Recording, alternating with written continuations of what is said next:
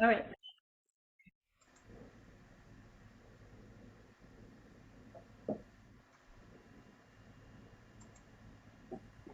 Welcome in, folks. Good to see you as you roll in through our waiting room. And I see there are others coming in.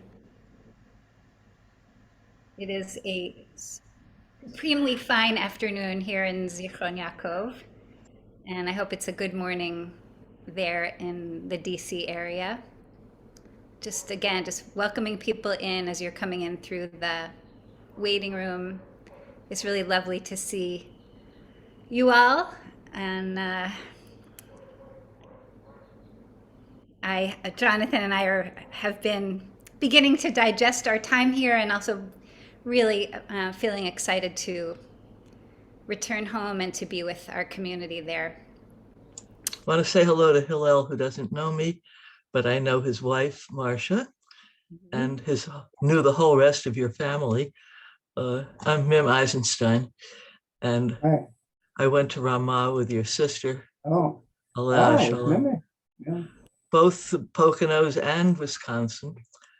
And I was also, of course, knew Paul Ritterband. So I kind of feel as though there's nobody in your family except you that I don't know.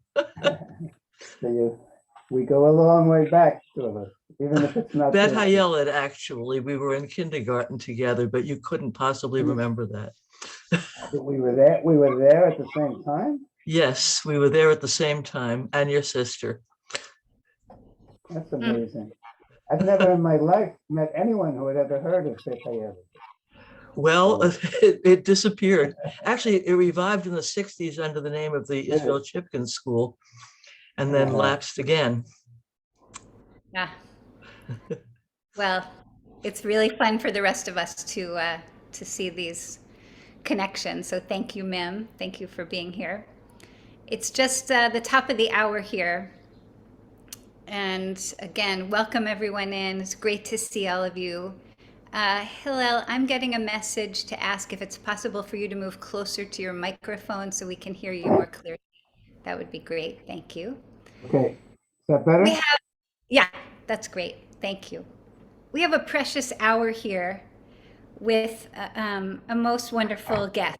And I'd like to just say a few words of introduction and then turn to our guest to speak to us. And I'll be asking him some questions as we go along, and then we'll save some time towards the end of the hour for some of your questions. I really want to begin this hour with a word of gratitude from my dad, Ralph Hirsch, who I think maybe is either here or about to be here. Because unbeknownst to him, he was the first one to introduce me to Hillel Halkin, first in the most unconscious of ways when I was a kid, because the copies of Commentary magazine, to which my dad was a subscriber and a reader, were sort of in our home and just a presence in my life as a kid. Later on, I got to know Hillel Halkin's writing just a little bit as the secret author of Philologos, the column that he wrote for, I think, many years. Philologos. I still write it, Rachel. Still writing it. Excuse me. I guess I thought once you revealed your identity that you had. It appears on an internet site called Mosaic, which you may be familiar with. Yes, I am. And then just to come back once again to my dad, who gave me the gift of a subscription to the Jewish Review of Books soon after it came into being, and has been just a source of incredible inspiration for me, and I hope also for many of you. I can't recommend it highly enough if you're someone who's interested in Jewish ideas and writing and learning. And it was through reading the Jewish Review of Books that I really got to know there was an author out there that I needed to read much more, and his name is Hillel Halkin. So it started for me with a review of Hillel's book not that long ago, 2016, I think, The Lady, Hebrew, and Her Lovers of Zion, which I hope we'll come around to in the hour in a little bit, but which I could not put down. And I'm mentioning it here because Hillel asked me if I had a favorite of the books, and that was the one that sprung to mind first. And So when Jonathan and I were thinking about, getting ready to come on this sabbatical and where we would like to be, somehow the name Zichron Yaakov just kept coming up in our minds. And I did reach out to Hillel through the Jewish Review of Books before we got here and had a chance to meet you, Hillel, in person just very soon after we arrived. And you said to me, "Why did you choose Zichron to spend your sabbatical?" And I said, "Well, obviously, because you're here." So it feels very fitting to be kind of coming almost to the end of this sabbatical with this chance to connect with you and to give you a chance to speak to our community here. Hillel Halkin is a longtime celebrated author of many books, award-winning books, essays, reviews, and many, many translations from Hebrew and Yiddish into English. And it is a real thrill to be here together. I'd like to start by just bringing up Hillel's most recent book, A Complicated Jew, which I think is not officially a memoir, but unofficially very much a memoir. So it's a collection of your essays from across your career, which so beautifully and so richly describe how your own life has unfolded. And I guess, Hillel, I wondered if we could start by asking you to talk a little bit about your formative years, the rich academic and Jewish world that you lived in as a kid, and even into the struggle with Judaism that you described so vividly in your writing. Well, I grew up in a very Jewish family in New York. My father was a professor of Jewish studies, various places in New York City. My mother was a social worker for an organization called New York Association of New Americans, which worked with Jewish refugees to the United States. It was what I might call an enlightened Orthodox family. We were Orthodox. My father was also taught for many years at the Jewish Theological Seminary, which is, of course, in name a conservative institution, although all of the faculty and all of my father's cronies there were Orthodox too. Although perhaps one should use the word orthoprax, which I think came into fashion in those days, because very few of them were in any deep sense, I think, believing Jews. I was somewhat shocked. My father used to pray 3 times a day and go through all the motions of Orthodox, and he took it seriously in his way. But I was really amazed when I was old enough in my college years for him to confide in me, and he told me he had no belief in God at all. So I said to him, "But why have you all these years done all these things?" And he would not only pray 3 times a day, he would pray with great kavanah, to use the Hebrew word, and with great intensity. And he said to me, "Well, that's what a Jew does." That was his answer. That's what a Jew does. But it was a home. Both my parents were born in Europe, but came to America when they were either children or in their early teens, and were thoroughly Americanized.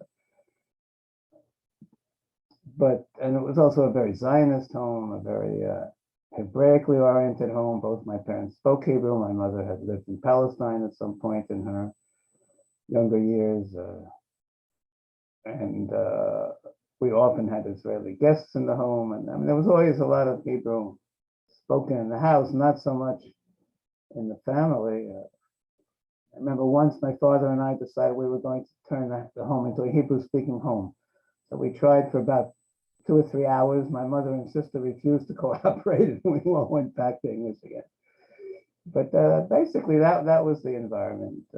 And as I grew older, as I write about in several of the essays, kind of real civil war broke out in me between the American side of me and the Jewish side of me. I think that's something that characterized me very strongly, as opposed to most of the Jewish friends whom I had, and as opposed, I think, to the great majority of American Jews. On the whole, American Jews have no problem being American and Jewish at the same time. To me, it was always almost an impossibility. I mean, from a very young age, I somehow understood I was going to have to choose between these two sides of myself. And a lot of my writing has in one way or another been about that and about that choice. Thank you. I'm going to have to mute myself every time I stop saying something, so maybe a few extra pauses here. You write in one of the essays that was part of the collection that had been published earlier about the war that you saw between Hebrew and Yiddish. There's Yes. one of the essays where you describe, watching almost like a fist fight break out between, I think, your father and a close colleague. No, it was an acquaintance. It wasn't even a close friend. It was an acquaintance who named Ben Dworkin, who was a Yiddishist and very involved with Yiddishist activity. And I guess I'm wondering if you could say anything about, in terms of the unfolding Zionism, which was way before you were born, but also kind of in full swing as you were growing up, and the role that tension between Hebrew and Yiddish played in the way people position Yeah. themselves. Well, many people are not aware of it today anymore, but in the first half of the 20th century, there was a real struggle between Yiddish and Hebrew, at least supporters of Yiddish and Hebrew. Languages themselves don't fight, which was one of the great Jewish civil, non-violent, although it sometimes became violent, civil wars of Jewish history. Hebrew was very much identified with Zionism, of course, with the Jewish state in progress in Palestine in the 1920s and 30s, and then with Israel. Yiddish was very much identified with left-wing causes, with communism, with the Soviet Union, which at least on paper, well, in reality, at least in the 1920s, really did a great deal to promote Yiddish culture. So these two languages, which really had always existed in a collaborative state throughout the Jewish history, and which really had complemented each other in many ways, suddenly went to war in the 20th century. And it was a war to a great extent between Zionism and diasporism of one form or another. And you're in your life, you've kind of harmonized them. I mean, you're a person who has worked closely in both languages, obviously has a love of both languages. Well, you might say I've harmonized them, Rachel, but not exactly, because my identification is entirely with Hebrew, really. I mean, in the war, I was already a child when the war was ending, because it basically ended. The last shots were fired with the establishment of Israel, one might say. But I never had any doubts that in that war, my sympathies were entirely with Hebrew. And as I write in one of the essays, I came to Yiddish very late in my life, relatively, because Yiddish was, to me, always the language of the enemy as a child, the enemy of my father, the enemy of Hebrew, the enemy of Israel, the enemy of Zionism. Now, that was a very warped perception of Yiddish, but it was a child's perception. And it took me a long time to get over it. What helped you to get over it? Well, as I write in one of the essays, when I was in high school, I taught myself to read Yiddish. We used to get, my father subscribed to two daily newspapers. One was the New York Times, and one was a Yiddish paper called the Morgen Journal. The Morgen Journal had a very small staff. My father subscribed to it because of its Jewish news. But when it came to general news, the Morgen Journal simply copied the New York Times news from the day before. Wednesday's Morgen Journal would have Tuesday's Times news in it. And the joke used to be that no one at the Times, no one understood how the Times already knew on Tuesday what the Morgen Journal was going to publish the next day on Wednesday. But I had a good Hebrew education by then. I was about 14 years old, I think. And I was studying German in high school for some reason. And Yiddish, of course, is a language heavily built on a German base with a great amount of Hebrew vocabulary. So between my Hebrew and my German and the New York Times, I was able to simply sit down and begin reading the Yiddish newspaper. But I never took Yiddish seriously as a literary language until I was much, much older. And then I think in the 1980s, when I was already close to the age of 40, a good friend of mine, Ruth Weiss, whom you may have heard of, she was at the time a professor of Yiddish at McGill University, was cooperating with Irving Howe on an anthology of Yiddish literature. And she asked me if I would translate a story of Sholem Aleichem. I had already had something of a reputation as a Hebrew translator by then. And I said yes. And I did it. And I had a wonderful time. I mean, it was the first Yiddish I'd ever translated, but Sholem Aleichem is the most marvelous author. And at that point, I suddenly discovered Yiddish literature. I began reading it, I translated more of it, and I suddenly realized this is a great creative body of Jewish creativity. Right. An incredible expression of Jewish life and culture. Yeah. So I wanted to go back a little bit in time. You write in one of the essays about your own struggle with Jewish religious life. I think as a teen, as a young adult. Can you share about that a little? Well, as I say, I grew up in an Orthodox, but not extremely devoutly Orthodox family, but it was Orthodox, you know. And at some point, I even remember turning my father, but I began to as often happens in such families, you know, children sometimes will use religion as a weapon against their parents. And what happened in my case is I approached adolescence at the age of 12, 13. I began to become more and more religious. And at that point, my parents weren't religious enough for me. I was constantly berating them for their lack of devoutness. At the same time, I was using them. I remember I would make him my Shabbos goy. I would make my father turn on the radio for me on Saturdays, on Shabbat, so I could listen to the football games, the college football games. But I became very, very frum, you know, very religious. It's not an unusual age, I think, for that to happen. At the age of 12, 13, 14, I became very, very involved in my Judaism. And then little by little, as I progressed further into my teens, the same faith that had built up so intensely began to dissipate. And I began intellectually to question my religion more and more. And eventually, by the age of 16, 16, I think, the summer I was 16, I really gave it up, and all at once. But I think it was precisely the intensity of my religious experience when I was a little younger that caused me to give it up so quickly when I finally lost my last shreds of belief. Because after that, any attempt to live religiously as a Jew seemed to me a form of play acting. I had lived through the real thing as young as I was.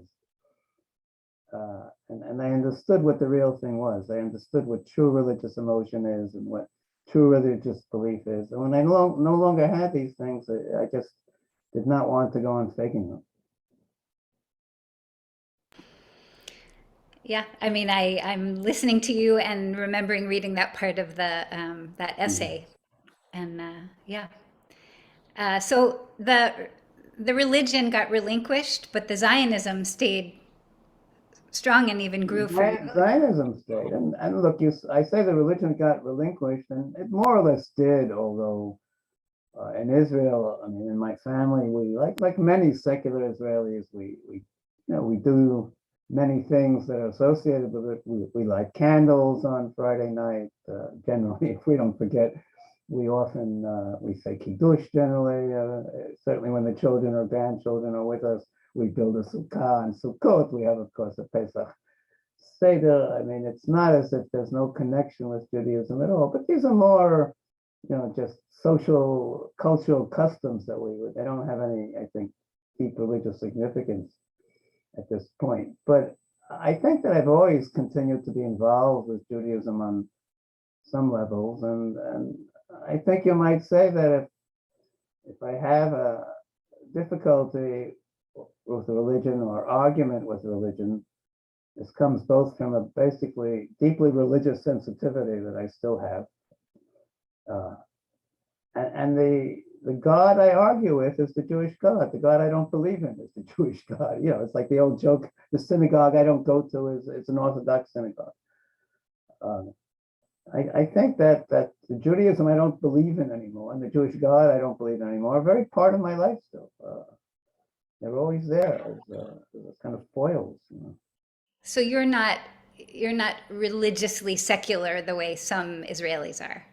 I'm thinking of my first visit to Israel in 1990. I was here during Yom Kippur, and I was just shocked to find members of my own extended family observing Yom Kippur by having brunch together.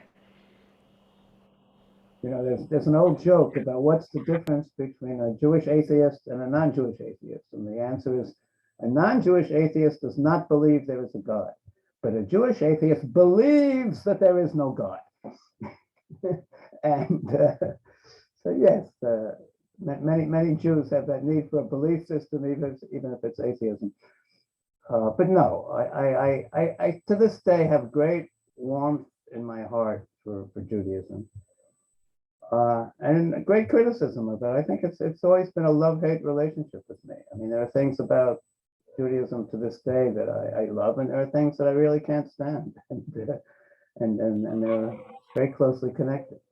And the Zionism, of course, has been a way of coping with that. It's a way of living what to me is a fully Jewish life without having to do it through religion.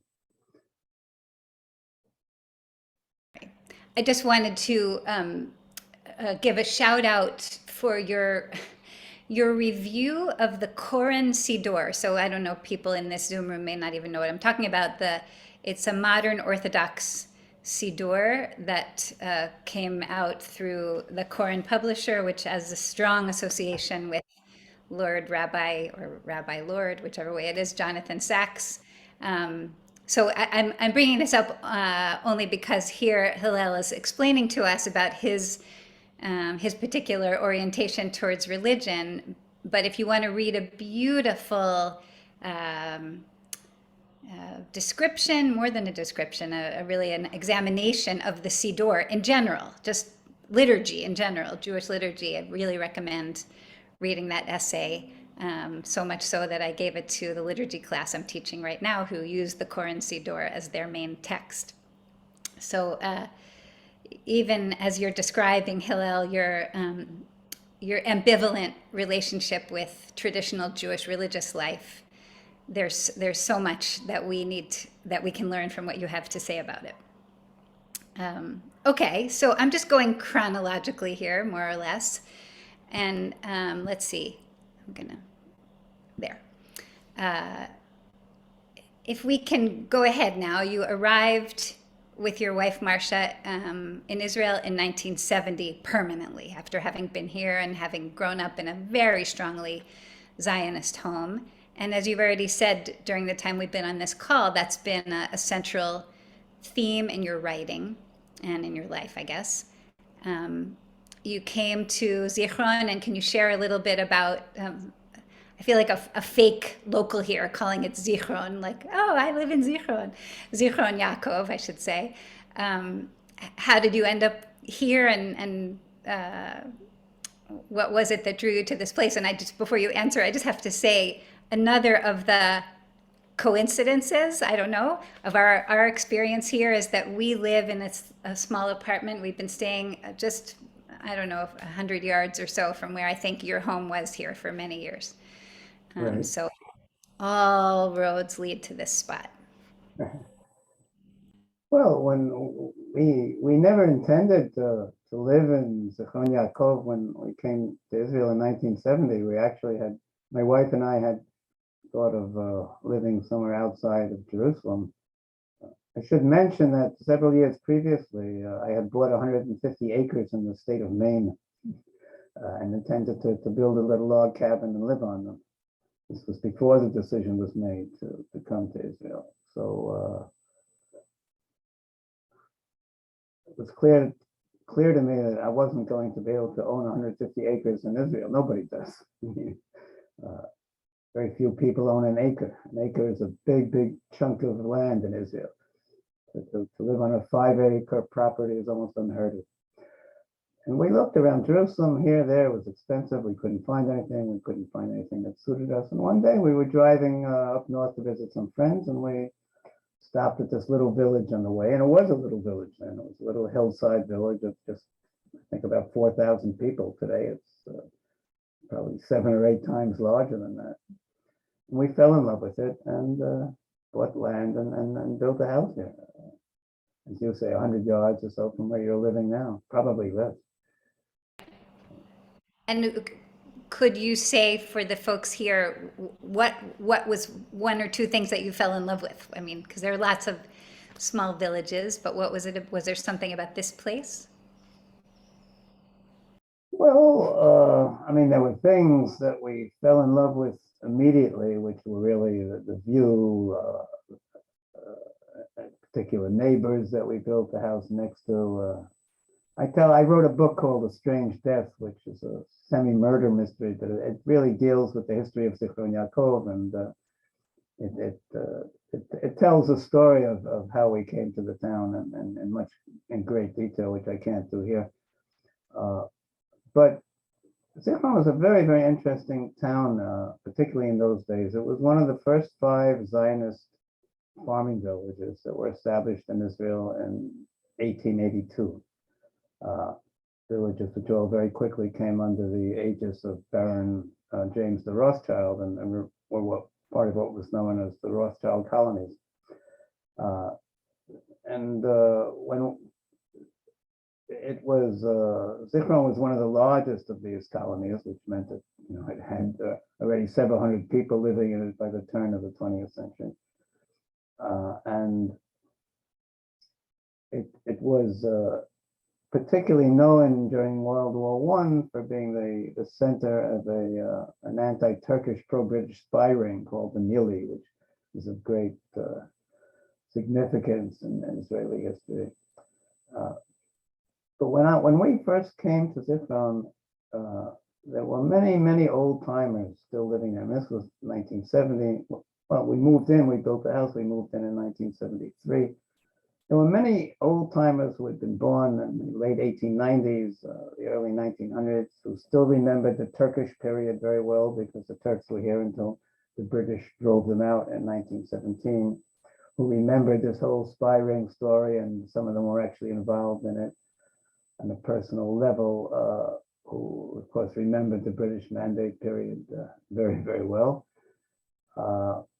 And they were unique. I mean, the Jewish village life in those years was unique in many ways. And I talked to these people at great lengths. Many of them were old people who had no one to tell their stories to anymore. Their own children and grandchildren were sick of hearing them. When I came along and began, telling them, would you tell me about this? Would you tell me about that? They were just very happy to do so. Finally, they had an ear to speak to. So I collected an enormous amount of material, stories, biographies. A lot of it in the end centered around the spy ring story and led me, as I say, to a murder mystery. And so for me, those years in Zichron Yaakov were very intense because it involved every day getting up and going out. And in those days, you could just walk around town. I used to just start out in the morning. I'd go into town. I wouldn't know who I'd meet, but I was sure I would meet someone, and we'd sit down and talk, and then I'd meet someone else, and we'd sit down and talk. It was a very nice existence for me. My wife couldn't stand it. We were living in this little town then. We had a small daughter. We had no telephone because in Israel in those years, you couldn't get a telephone line. We lived for 5 years without a telephone. My wife had no driving license. So she was totally stranded in this house. And I was having a grand time walking around town collecting stories. But a book came out of it. Yeah, I was just holding up the hard copy version that we have here with us. I have the Kindle version, the hard copy. Right, that I don't know if you can see it well, but that cover is the main street of the town in about 1922 and 1923. You can Yeah. still identify it, right? So you can see the synagogue there on the right. Yes. Yep. Yeah. And Amazing. by the way, when we came to Zichron, there were still people riding around on donkeys. Still a few old farmers, just like you see in that photograph. So I just want to say for the people, who are here, who either haven't ever been here or maybe haven't been here recently, it's hard to imagine the shift in history in such a short amount of time. It's not exactly a thriving metropolis here, but you wouldn't see a It's a donkey big walking down. town. It's a suburban. It's become suburbanized. Yes. Many people work in Haifa or in Tel Aviv, and Yeah. the farming population is negligible today. Somebody's asking for the title again, so I'll just show it here. It's called A Strange Death. Yeah, Strange Death, available on Amazon and other places, I'm sure. So soon after arriving, I think 1977, you We published. came to Israel in 1970, and we bought the land in Zichron within months, 2 or 3 months. But it took us in about 3 years until there was a house that we moved into, and that was in 1973. So you got settled here, and just a few years later, by I think 1977, a book came out that would have a really big impact, even though, as you wrote, it was kind of an underground hit somehow. Letters to an American, if I'm saying the title correctly. An American Jewish friend. Letters to an American Jewish friend. Thank you. Yes. In which you, I think, began to lay out some of your thinking about why Israel had to be the choice for people who wanted to live a meaningful Jewish life. And you've revisited some of those themes over the years in your writing and in your speaking. I wanted to talk with you a little bit about that. I guess I want to first come around to Hebrew. And to the book that I mentioned, and now I've mentioned a couple times, which comes much later in your career, The Lady Hebrew and Her Lovers of Zion. The Lady of Hebrew. The Lady of Hebrew and Her Lovers. It's a translation of a Hebrew term, ha'ivriya, the Hebrew lady, which was often used in the 19th century by Hebrew authors as a kind of metaphor for the Hebrew language. Aha, that's extremely helpful. I did not realize that. Ha'ivriya. Okay. As I shared with pretty much anybody who would listen to me while I was reading it, I've got this incredible book in my hands. You would not believe this book. And I openly admit that I picked it up thinking, all right, I could put it on my nightstand. If I'm up in the middle of the night, I'll read a book about the development of Hebrew. It won't be so scintillating and it'll help me get back to sleep. And only the opposite was true. I found that it's not that I hadn't encountered those authors before or some of their thinking, but somehow in the way that you portrayed them, in the way that you showed some of the tensions between them, the other influences in their thinking and the world they were living in, I really, if my insomnia was bad, it only got worse while I was reading that book. So I wanted to ask you to talk a little bit about, I guess, about the miracle of the development of Hebrew. I don't know if we have time, in the short amount of time that we have to even begin to cover this topic. I've thought about this so much while we've been here. My husband Jonathan and I both have been studying Hebrew while we've been here. We both have been delighting in engaging in Hebrew while we've been here, continuing to feel that it is a miracle of a linguistic movement. I mean, I don't know what other language exists that was recreated almost out of whole cloth and fueled by a passion and a commitment, and now is a living language. And on the other hand, I would say for myself personally, it's probably the one reason that I find it hard to imagine actually living here and making aliyah and committing, because I don't know that I could ever get to the point of truly thinking in Hebrew as I do in English. Anyway, that's a lot to share, but I'm just curious about, I want to ask you to talk about your own exploration of your Zionism through your experience of Hebrew and your relationship to Hebrew. Well, I had as I said, to a very good Hebrew education. For many years as a child, I was sent to Hebrew speaking summer camps. There really were such things in those days. We're talking here about the late 40s, the early 1950s. Summer camps where we really spoke Hebrew on a daily basis. We were forced to speak it often. We were punished if we didn't.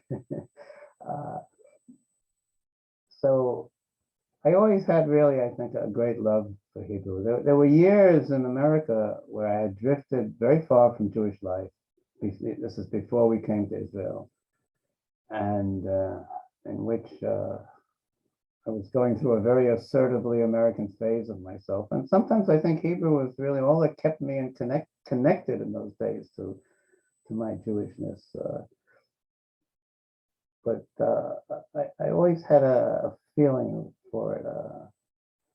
And it also made it much easier to come to Israel, to settle in Israel, because when we came here, my Hebrew was very, very good. And, I didn't have the problem so many Americans have of learning Hebrew. A problem, I might say parenthetically, that is aggravated by the fact that every Israeli wants to improve his or her English.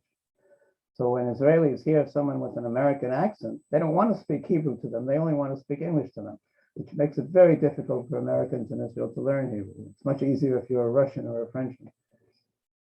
But in any case,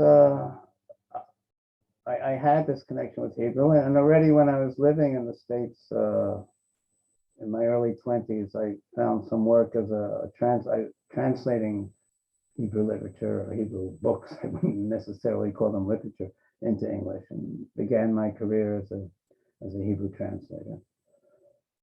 So that's been there all along. And in the book, The Lady of Hebrew and Her Lovers of Zion, one of the things that you do that I mentioned before so powerfully is show some of the internal tensions between writers of this language that was still being created, being born. I'm thinking of some of the tensions that you described between Achad Ha'am and Herzl, for instance, who wasn't particularly a Hebrew writer, but so fascinating, again, because it was such a tiny little world.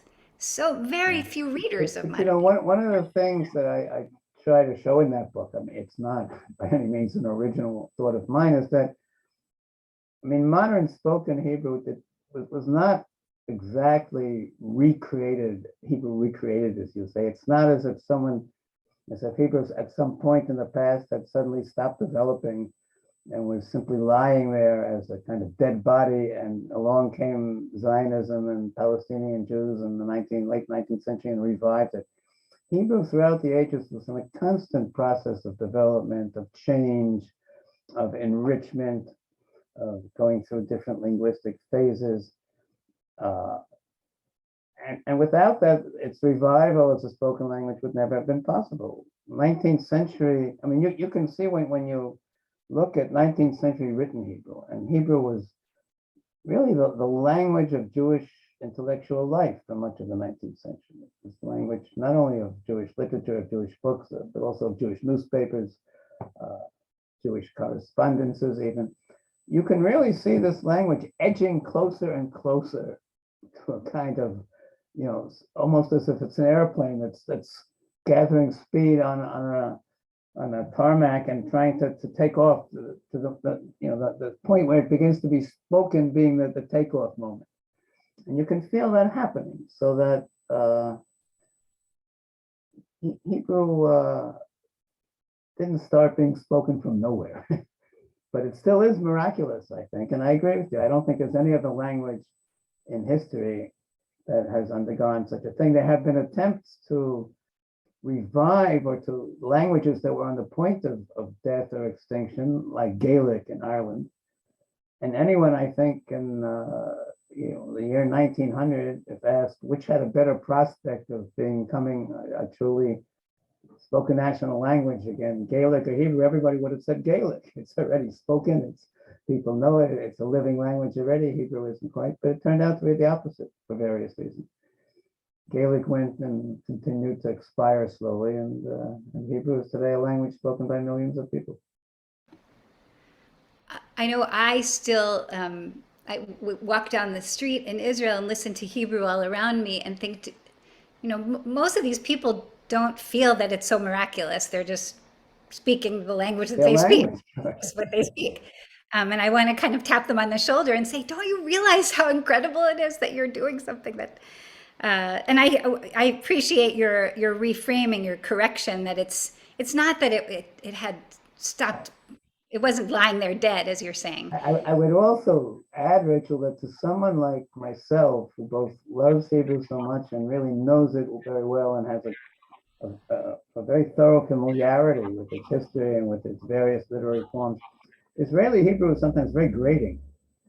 I sometimes it exasperates me that the grammatical errors, the lack of roots in the deeper strata of the language, the constant borrowing, particularly from English. So much of Israeli Hebrew today is translated from English. I mean, you're sometimes feeling you're just listening to a Hebrew translation of an English conversation. So it's not all a story of a sleeping beauty who's brought back to life and lives happily ever after as a gorgeous princess. The princess, in some ways, is But a lot of war on her.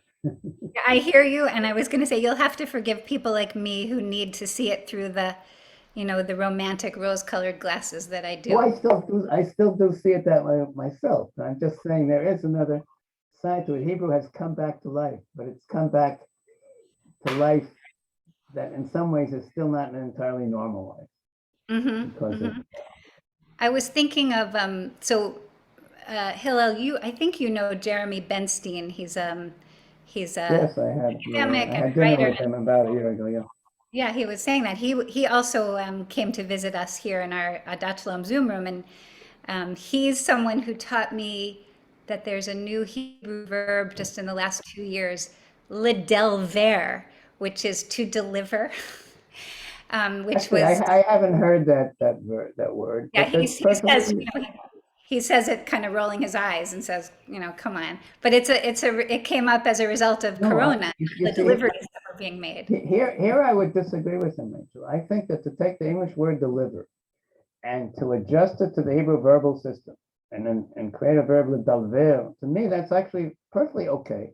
On the contrary, that's precisely the way Hebrew should develop. The problem is that too many Israelis will say, who asa delivery means that, he made a delivery of it, or he, instead of actually taking the verb and turning it into a Hebrew form. I think that's fine.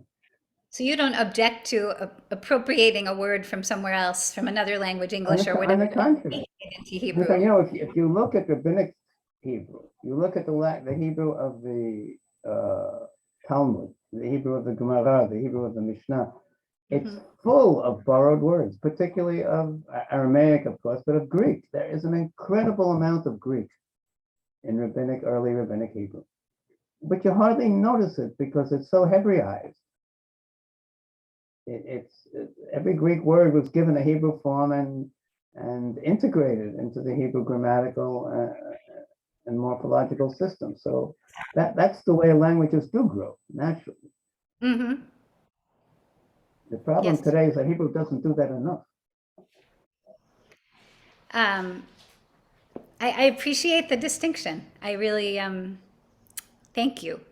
So there's about a little less than 20 minutes left here, and I want to save some time for questions, but I also was trying to gently bring us to a part of the conversation that I think is really interesting for us to have and is going to bring up some differences among us. I don't mean between you and me, but maybe people in the room. So that's a heads up. Hillel, you have spoken very passionately and very clearly about your vision of what Israel is and should be for Jews in the diaspora. And I guess I wanted to come into this part of the conversation by mentioning the incredibly strong influence that some of the early Zionist thinkers had on Mordechai Kaplan, and Mim, feel free to jump in here if you want to. Achad Ha'am, I'm thinking of in particular, who saw Israel as the kind of cultural heart of the Jewish world, and that it had to be approached, Zionism had to be approached with understanding that that's what Israel would be, not only a political center, but if I use the words cultural center, it sounds sort of too soft for what I think Achad Ha'am was imagining. And that thinking has been really influential in the development of the Reconstructionist Jewish movement that we're all part of. So I'm speaking to you here in the, the myopic Zoom room of a Reconstructionist synagogue community that I'm not even sure we acknowledge as much as we might how important that thinking, that particular vision of Zionism has been for us in our movement. I'd like to read a short excerpt, Hillel, from your book, Letters to an American Jewish Friend, and then ask you to talk a little bit about your vision. So this is from the preface. There's been nothing like Israel in human history, modern Israel. A small and ancient people loses its land and forgets how to speak its language, wanders defenselessly for hundreds, thousands of years throughout the world with its God and sacred books, meets with, and I don't know this word, contumely? Yeah, contumely. It's related to the word contempt. Okay. It's like contempt. Meets with that hatred, persecution, violence, dispossession, banishment, mass murder, refuses to give up, refuses to surrender its faith, continues to believe that it will one day be restored to the land it lost, manages in the end, by dint of its own efforts against all odds, to gather itself from the four corners of the earth and return there, learns again to speak the language of its old books, learns again to bear arms and defend itself, wrests its new home from the people that had replaced it, entrenches itself there, builds, fructifies, fortifies, repulses the enemy surrounding it, grows and prospers in the face of all threats. Had it not happened, could any of it have been imagined? Would anyone have believed it possible? Probably not, I'm adding at the end. We would say there's no way. And there's more. I guess I want to leave the time for you to speak. I think you should read. You should read what comes after. Okay. You should read the next paragraph too. Would anyone believe it possible that one could belong to this people, value one's connection to it, even construct one's life around it, but have no interest in taking part in such an adventure? Would anyone believe that one could repeatedly declare how much this people means to an individual or to one, but think the adventure is entirely for others? Yet this describes the average committed American Jew. So let me pause there and ask you if you would open that up for us a little bit, unpack it a little bit more. I think you just said it when you read what I wrote, but to me, there is a kind of real disconnect here. I mean, it's if someone told you, if you heard a story about someone, a Jew who lived in Egypt over 3,000 years ago and told you how Jewish he felt and how committed he was and how important it was being Jewish. But when the Jewish people got up and left Egypt and went to went to Mount Sinai to have a theophany and continue, he decided to stay in Egypt because he liked it better there. And you would say, what? What? You missed out on the greatest adventure in Jewish history, and yet you tell me how Jewish you felt? I sometimes feel exactly that way about American Jews. I mean, it's not that I don't understand all the 101 reasons why Jews live in America.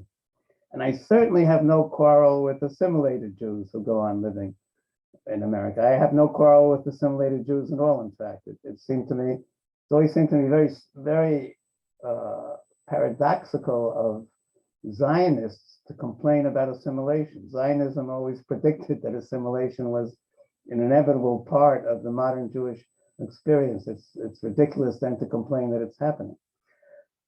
But that a non-assimilated Jew, that a Jew who really cares deeply about his or her Jewishness, and there are, I mean, we know there are hundreds of thousands or millions of Jews in America, for them to want to sit on the sidelines and watch all this incredible adventure called Israel from a distance, I do understand it and I don't understand.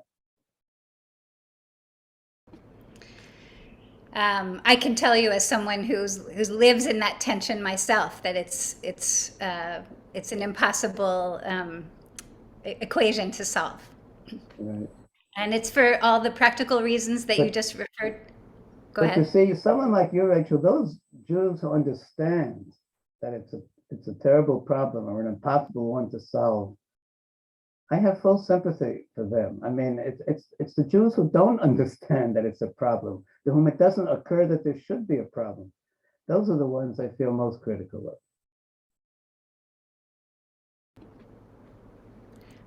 I was going to say, those are the ones that I feel most, I don't know, pitying is the wrong word, but I feel like let's help them see what they're missing. Let's help them to get connected. But So they're at a one, majority they're of committed definitely American Jews, a no large question. majority. And as the the the political positioning has shifted, certainly in the last 10 years, I don't know, the last 10 years, let's say, it's speaking as someone who works in the Jewish community and is deeply committed to trying to reach Jewish people and those who love them, to be part of this conversation. It's become a harder conversation to have, not an easier one, for lots of reasons. And because as has often been pointed out, the real religion of many American Jews is not Judaism, it's liberalism. Mm-hmm. And Israel, of course, seems a great betrayer of liberalism today to these days. Mm-hmm. It seems that way until you look closer, I think. Yeah, right. So there's never enough time, and there's only about 10 minutes left, and Hillel, you have to finish right at 6, and we want to honor that. So there's certainly more to say about this, but I'd like to just open the space for the last few minutes that we have and see if there are questions. I guess I'm going to ask for questions before comments. So if people have specific questions you'd like to ask, and if Audrey, if you can help me keep an eye, I'm going to go back to gallery view here so I can see. Mim has her hand up. So we'll go to Mim and then Rabbi Sid Schwarz, who I think, Hillel, you may know. I think you do know him, but it was wonderful always to have you here, Sid. So Mim, we'll start with you. Hillel, you've written about the years of the 60s when you found yourself involved in civil rights and went to Mississippi for a chunk of time. Alabama, rather. Yes, that's right. You were staying with that doctor friend. And so many of us, we're exactly the same generation. We have almost identical life experiences in many respects up till that point, and including that. And you were very committed to that. And then you rejected it. Then you let it all go. And I just wondered, was that difficult to do, or was that easy to do? That is to say, relinquishing your own investment in what was happening in this country. It was difficult in a way, and perhaps not in another way. I'll tell you, Mim, my deciding to move to Israel was not really, it wasn't a decision about whether to be a Jew in America or a Jew in Israel. It was a decision about whether to be a Jew. Because being a Jew in America, when Israel existed, made absolutely no sense to me. I could see myself very well living as an American. I could see myself living as an Israeli. I could see myself living as a Jew in Israel, as an American. I could not envision myself living as a Jew in America, because Jewish life in America, in the light of Israel, did not seem serious to me. In many ways, it still does not seem serious to me. I hate to have to say this, because I know I'm speaking to an audience of American Jews who are my readers, But that's the case. And when I decided, I think, to move to Israel with my wife, the decision was, I'm going to be a Jew. Because the minute I decided that I have to be a Jew, I have no choice. I'm too Jewish not to be Jewish. The minute I realized that, or decided that, Israel was an unavoidable choice.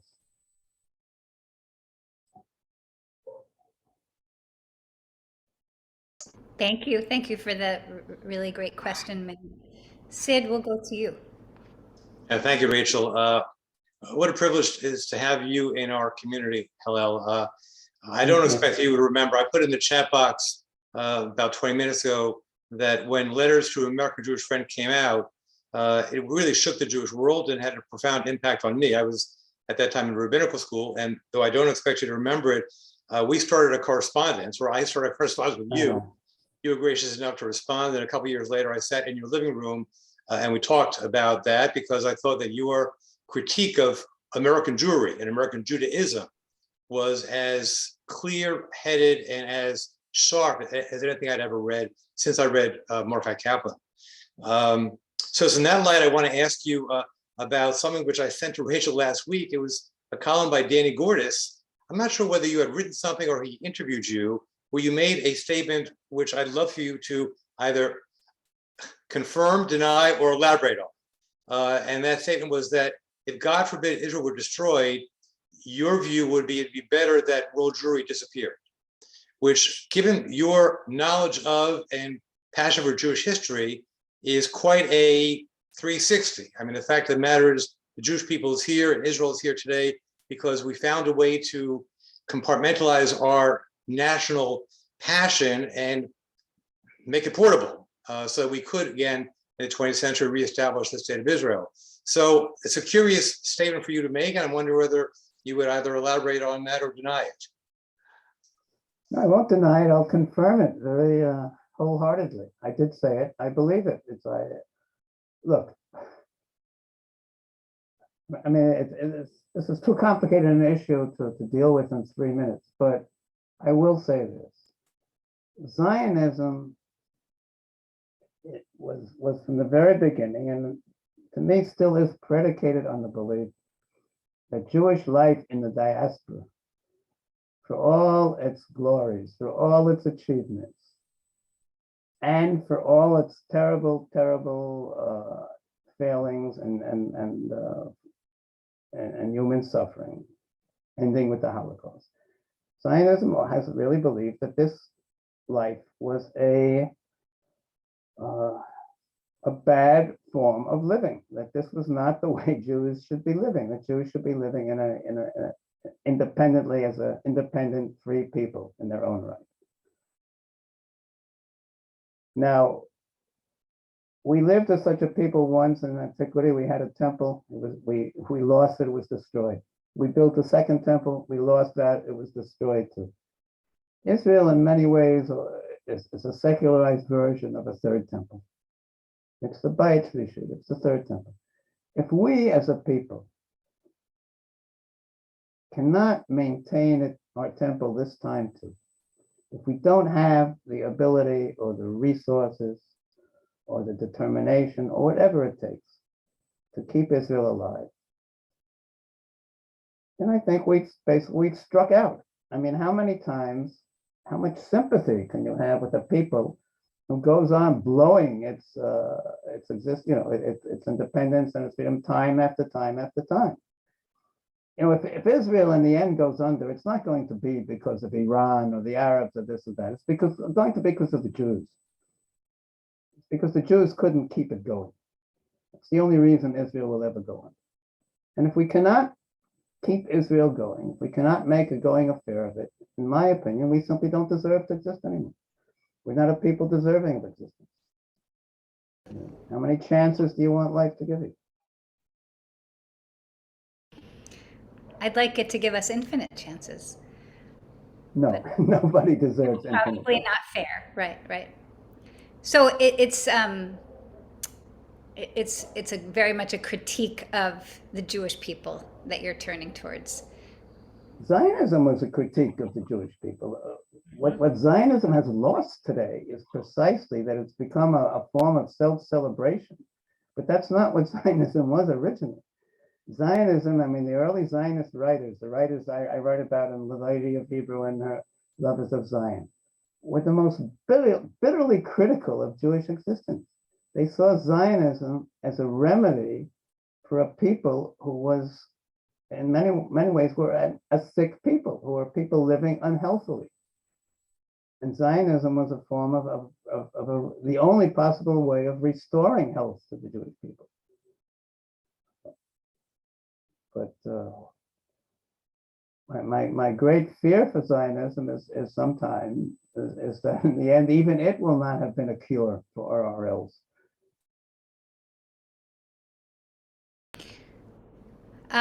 I guess I'd like to try to turn that into a prayer to end with. Okay.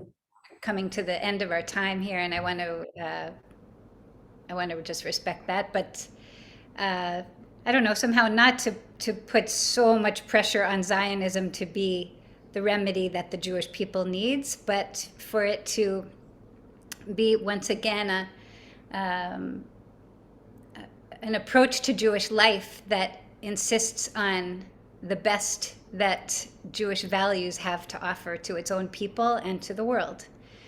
And like all of prayer, that is aspirational, not a description of reality, but a description of what we hope for. And so that's what I'll offer up. I want to thank you so much for giving us this time today, this afternoon. You're very welcome. It was a pleasure. I wish we could go. We can't go. I'm sorry we can't go on longer because I would be happy to, but unfortunately I just have to be somewhere else in a few minutes. So. Yes, I understand. Well, I certainly enjoyed this. The technology is here, so the conversation doesn't necessarily have to end today. Okay. But thank you so very much. We'll say goodbye to you since you need to head out. I'm going to stay on just to visit if anybody wants to do that. Okay. Have a good trip back to the States. Thank you. Chag Sameach. Chag Sameach.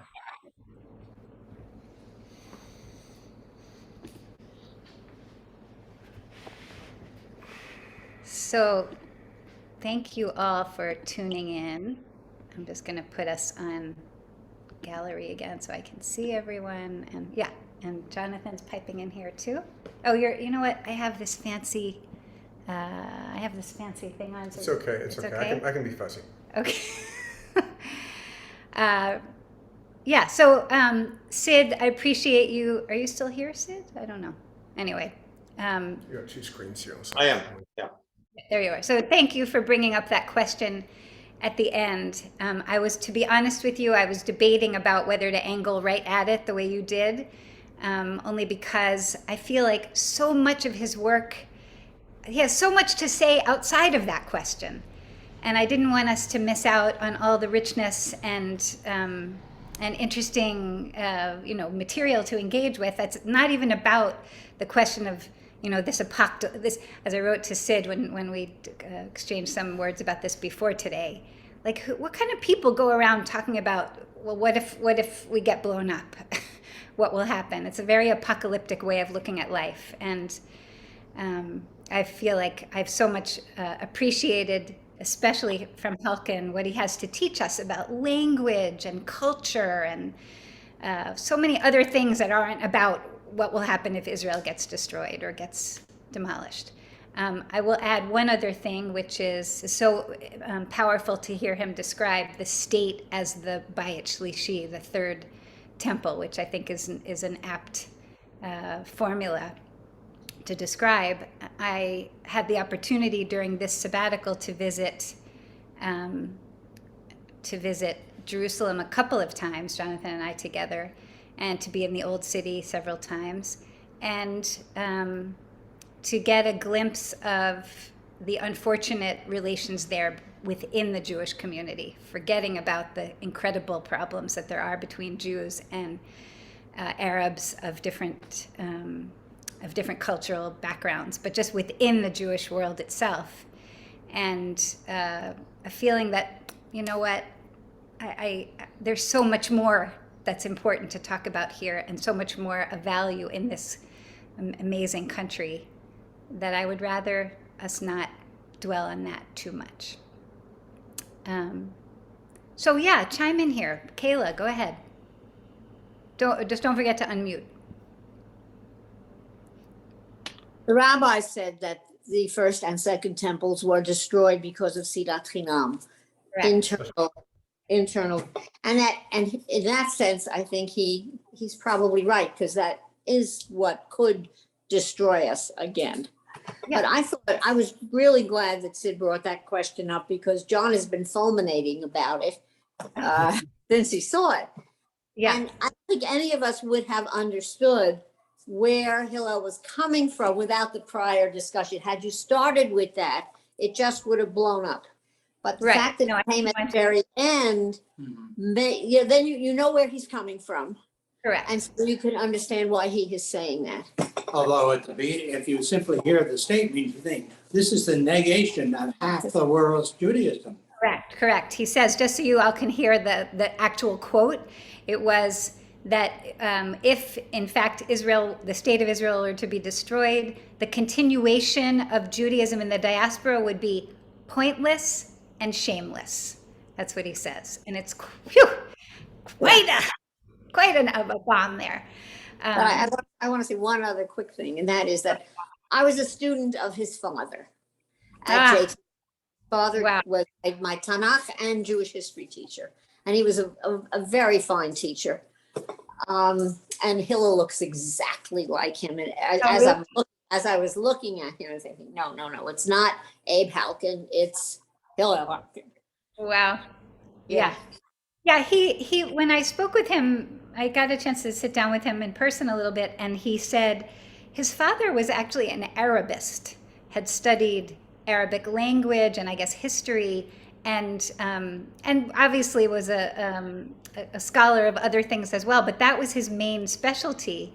And I think he had a hard time making a living doing that. So he ended up teaching other things. There wasn't that for. There were many professors at the seminary in those days who were exactly like that. When we had Yiddish poets teaching Tanakh, we had historians teaching language. It was a place you could make a living, but not necessarily in your specialized field. Your specialty, yeah. So just interesting to imagine that world. He describes in one of the first essays in A Complicated Jew about like going to shul with his father at JTS, and you know, in the front row would be the great, you know, the Gedolim, the great teachers, and then the second row would be like his father and others. He describes meeting Heschel, and he has a particular opinion about Heschel, which I won't repeat here. It's just very interesting. Stan Newman, you had your hand up to say something. Yeah, thank you, and you were amazing, Rachel. It was just a wonderful conversation. I did read Gordis. I'm a subscriber to his newsletter, and I was, appalled, as many other Jews, I'm sure were. But one of the things I was thinking of, which I don't know whether he mentions it in any of his writings, is that the Jews in the diaspora, particularly Jews in America, were very much responsible for the existence of Israel and for the continuation of the existence of Israel.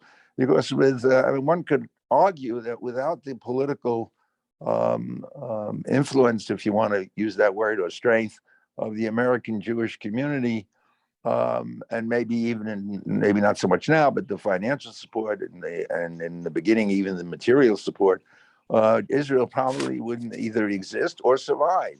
So the denial, that's not a right word, but the criticism, the thought that all Jews in the diaspora should go to Israel, I'm sympathetic with it, and I've struggled with it myself. But I think if it actually happened, it would not be very good for Israel. Yeah. So thank you for all of that. I'm thinking of, so yes, no question, the relationship between North American diaspora Jewry and Israel has shifted. In my lifetime, it certainly has shifted. I was certainly raised with the notion that we American Jews were here to help this fledgling state survive, and we needed to send them money and resources and political support and so on. And I'm also thinking of, I know it looks like Sid had to step out. Maybe one of you will remember who this was. This quote that I came across, I believe it was Harry Truman, sorry, I believe it was an Israeli, like the chief rabbi of Israel at the time, and I don't remember who it would have been, speaking to Harry Truman, saying to Harry Truman, God put you in your mother's womb so that you could help support the creation of the state of Israel. Like that was how, at least religious Israelis, some of them, or at least this particular rabbi, saw the relationship between American support for the creation and continuation of the state and the state. I have to say, I've tried a couple of times during these months that we've been here to get Israelis to talk to me about how America looks to them now. I think I wrote, maybe you all aren't reading my blog, you probably have other things to do with your time, but when we arrived here, I was reading Jamie Raskin's book. What's his book called? Find something. I can't remember what it's called now, but Unthinkable. Unthinkable. I have the Kindle edition where you can't see the cover, so I always forget what the titles are. Anyway, it's a wonderful book, and if you haven't read it, I recommend it. But it's very disturbing to read because he's giving you a blow-by-blow, a picture of the events around January 6th and his role in helping to begin to prosecute the offenders afterwards, starting with our former president. Anyway, I was reading that book as we were arriving, and I kept thinking, looking at these Israelis in our family and others that we were encountering, kind of, what do we look like to you? Used to be that you'd look to America for strength, as a beacon of democracy, as a beacon of liberalism, I don't know, other things, as a beacon of a successful economy, maybe. And now, I don't know. And I have to say, I don't know, Jonathan, what you would say, but I've had a hard time getting any Israeli to give me a straight answer on this. Like, they're like, I don't know, America, whatever, I'm busy. So I don't know whether that's some indication, Stan, of the thing you're bringing up about this sort of shift in relationship between the diaspora Jewish world and the Israeli world, the Israeli Jewish world. The treatment of the situation in the West Bank, whatever you want to call it, is eroded. I thought that Professor Haskins made a very good point about the religion of American Jews is more liberalism than Judaism, and that's as we all know, one of the problems that we have is that in my day, liberal Jews were very, very Zionistic, but then as time went on and the West Bank, etc., that has been eroded. And young Jews, unfortunately, the younger generation is much less connected or much less supportive of Israel than my generation, which I find extremely disturbing. Yeah, much less. Right. There's, sorry, if I can, what I see among the young Jews is two things. One is just apathy, and the second is really people taking issue with, with how Israel is dealing with its everything in the territories and so on. And frankly, I am happier to interact with the young people who are confrontational than I am with the ones that are apathetic. But I think that I'm 58. I'm probably still one of the younger people in this Zoom room, and we are the next generation does not have the passion for this topic than any of our peers. No question. Mim, go ahead, and then Neil Goldenberg. I think we're going to give you the last word. I'm sorry to talk so much, but I just wanted to fill in some history for people who, wouldn't know this, but the camp that Hillel was talking about was Camp Masad. Camp Masad had a fanatical director who literally bullied people. You could go to him, and I only know this because many friends of mine went there. You could literally go to him and say, I am dying, I have a terrible headache. And he'd say, speak Hebrew, you can't talk to me. I won't talk to you if you're talking in English. He was a real nut, and a lot of people who I mean, the rest of his, his family was seminary. They went to Masad. His sister, I went to Ramah. His sister went to Ramah. That's where I know them. But it's also very predetermined. His uncle Shimon Halkin taught at the Hebrew University for 1,000,000 years. In other words, he made Aliyah. I don't know if he ever lived in America, actually. He may have gone right from Europe to Palestine. I'm just not sure. I tried to study with him at the Hebrew University, and I wasn't quite up to it. But he also taught Hebrew literature in Palestine and Israel. So it's not like this is coming out of nowhere, Now, Abe Halkin also taught classics at City College. I mean, he was a real scholar. And he was part of that cohort at Teachers Institute where my mother taught. She taught music and music pedagogy at the Teachers Institute of the seminary for many, many years. And the faculty included Halkin, Shalom Spiegel, Hillel Bavli, Moshe Davis, of course, a whole crew of people who were not really that into being religious. They were very similar to what was being described here. They did what Jews do, but in that generation, that's how they had been brought up. You don't get that in another generation because they don't just do things because that's what Jews do anymore. You either are invested in it or you're not. But they were automatically very practicing Jews and set an atmosphere that was academically respectable and very interesting, I have to say. I was only in the lower school, the pros door. I have to say, Mim, listening to you, first of all, read A Complicated Jew, because he describes this whole world in several different phases of his own childhood, when he was a very small boy and then when he was a teenager. It's really wonderful reading. It's actually delightful. I mean, he writes in a way that you just can't wait to turn the page and see what's coming next. At least I found. But I listened to you, Mim, and I think of so Rini Bani, who sorry, there was somebody's echoing there. Rini was I think you all know who she is. She's a member of our community for many years. And she tells this thing about being a little kid and, protesting going to Hebrew school and saying to her mother, "Why do I have to go to Hebrew school? I don't believe in God." And her mother saying, "This has nothing to do with God. Get in the car." And that kind of attitude, please, don't bog me down with questions about belief. Let's just learn how to be Jewish. And I don't know, my mom is sitting here, or I saw her a minute ago. I think I was raised with some of that, although not so harshly. I think more gently. Okay, Neil or Myrna, one of you Goldenbergs gets the last word, and then we need to wrap up. I don't know if this should be the last word, but in 1953 at CCNY, I took elementary Hebrew with Hillel. And I remember he'd always have his head in the book, and he had Coke bottle glasses, the thick glasses.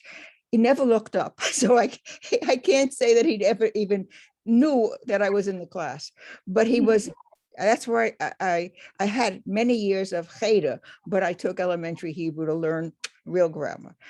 The next year, 1954, I had Abe Halkin, and from him I learned literature, Hebrew literature, and he also spoke about German literature. He was absolutely a Renaissance man, and he did look up. I mean, he was a remarkable teacher, just warm and encouraging and inspiring.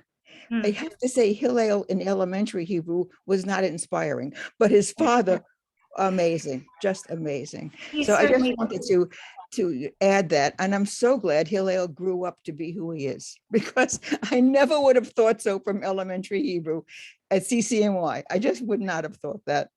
Yeah. He described his father very much that way, as a Renaissance man. He taught whatever they asked him to teach. He just kind of could do it all. Yeah. He just was a delightful teacher, just delightful. Well, I want to say what a pleasure it is to have people in the room who, Mim, Myrna, I don't know who else, Kayla, you were saying, who have personal memories of connections with this generation of teachers. It's a gift. It's a gift for those of us that don't have those memories. So thank you. Thank you again to Audrey for helping to organize all of this, and to her incredible support, and to all of you for tuning in. And we are looking forward to wrapping up our last week here, and we'll be leaving right after a couple days after the Seder, and traveling through Europe and landing at home, God willing, and looking forward to seeing all of you in person soon. We Thank want you back. We miss you. We miss you, all of you. I really do. Shalom. Take Thank care. you. It's wonderful. Wonderful. Thank you. Thank you. Thank you, Rachel. Your questions were really so to So the point. penetrating. Very, Really very pen- good. Yeah. You should be an interviewer. Absolutely. Go on TV. Fun to dream. Thank you for, Thank Thanks, you. everyone. Safe travels. Thank you. I just want to thank you for sharing Israel with us. We got a little voyeuristic experience through your travels. Thank you. It's been Thank a you. pleasure to try to write. I submitted one last blog post, which will be good. posted this coming Wednesday. Chag Chag Sameach. You're right. Chag Sameach to you all. Chag Sameach. Chag Sameach. Easy time koshering. Tודה רבה. Shalom.